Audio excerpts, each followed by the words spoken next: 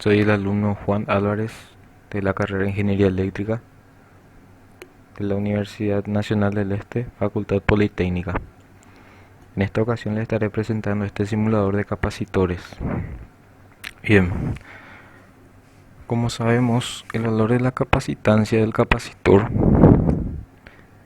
es una constante que sería la permitividad del vacío, epsilon sub 0, multiplicado por el área de las placas dividido la distancia que hay entre las placas.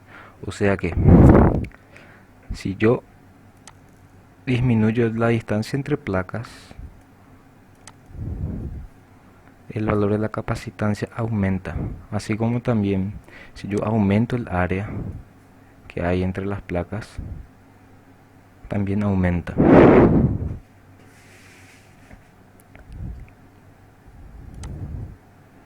Si disminuyo, por ende disminuye. Entonces, el valor de la capacitancia va a ser proporcional al área e inversamente proporcional a la separación entre ellas. Pasando entonces ahora al uso de un material dieléctrico. Lo que hace un material dieléctrico es elevar X veces el valor de la capacitancia. Como vemos, este material por defecto es variable su constante dieléctrica. Por lo que vemos acá, no tiene ningún dieléctrico, ningún material dieléctrico salvo el vacío. Y con el vacío se tiene que la capacitancia es 0,09 picofaradios. Ahora, al agregar este dieléctrico, este material dieléctrico, se elevó a 0,44 picofaradios, casi 5 veces el valor de la capacitancia en el vacío. En un circuito de capacitores pueden haber capacitores en serie, en paralelo, o puede ser un circuito mixto.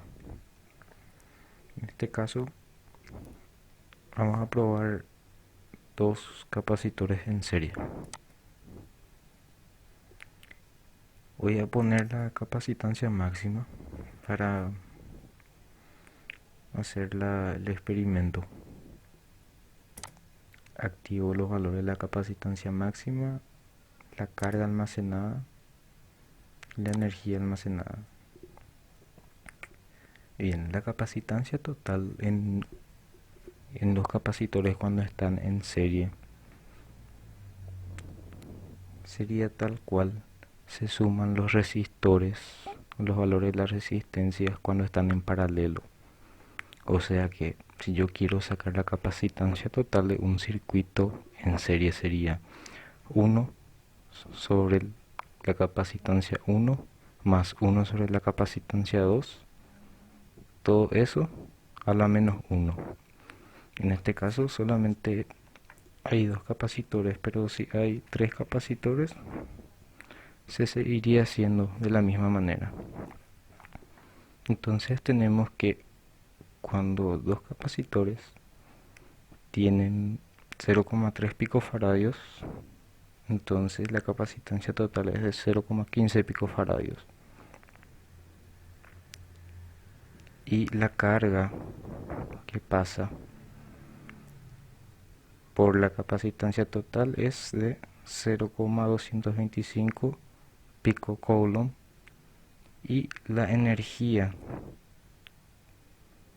es de 0,169 picojoules.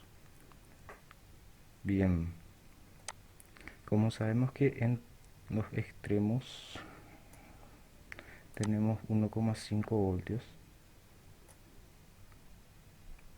la suma de el voltaje que hay en el capacitor 1 y la suma que hay en el capacitor 2 tiene que dar 1,5.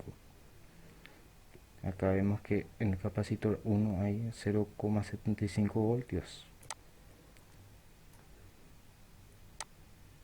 y en el capacitor 2 también hay 0,75 voltios, completando así 1,5 voltios, que es el voltaje de la batería.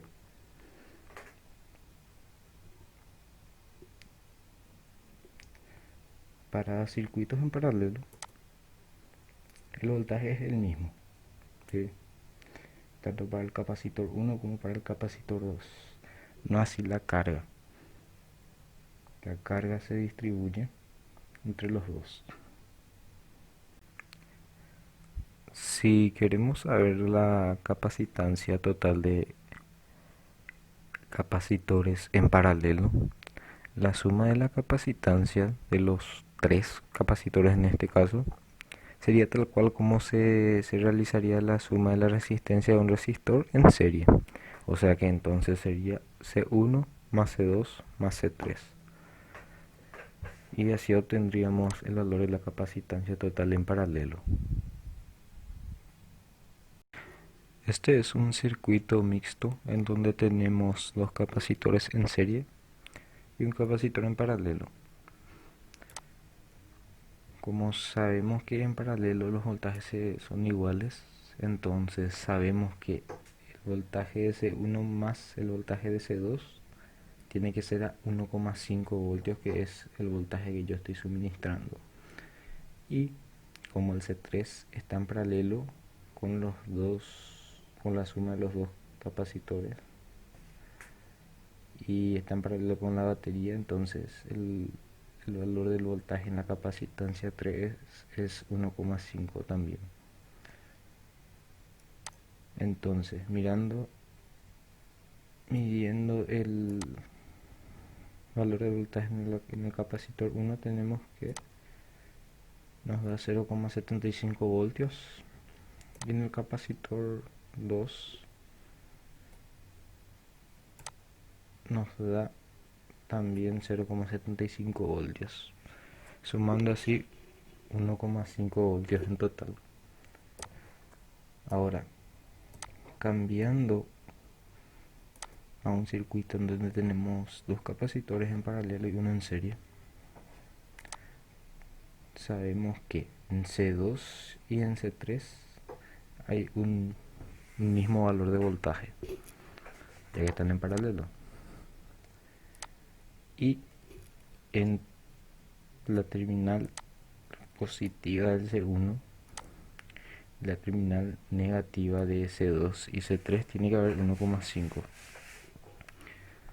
Entonces en la capacitancia 1 tenemos un voltio. Un voltio cuando los tres capacitores tienen una capacitancia de 0,1 picofaradios.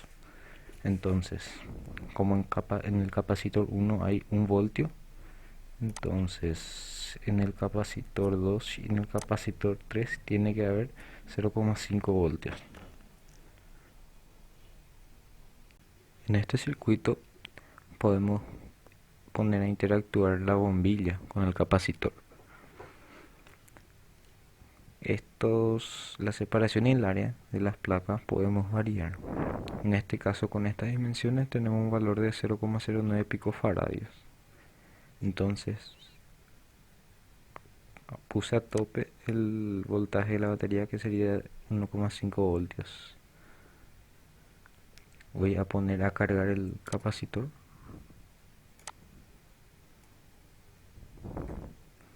Y abro el circuito. Mido para ver si realmente alcanzó 1,5 voltios el capacitor.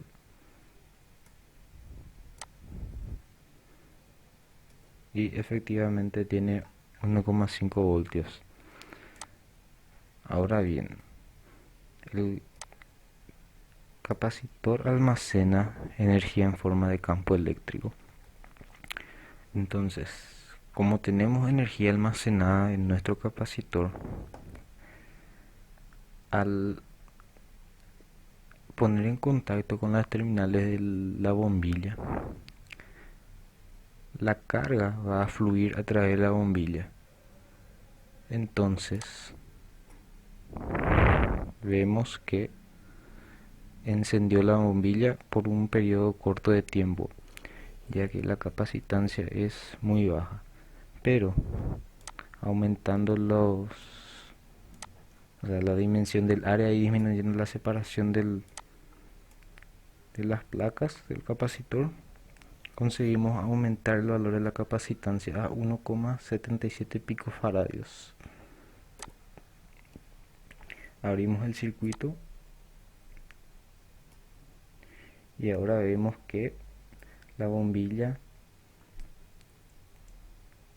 permanece más tiempo encendida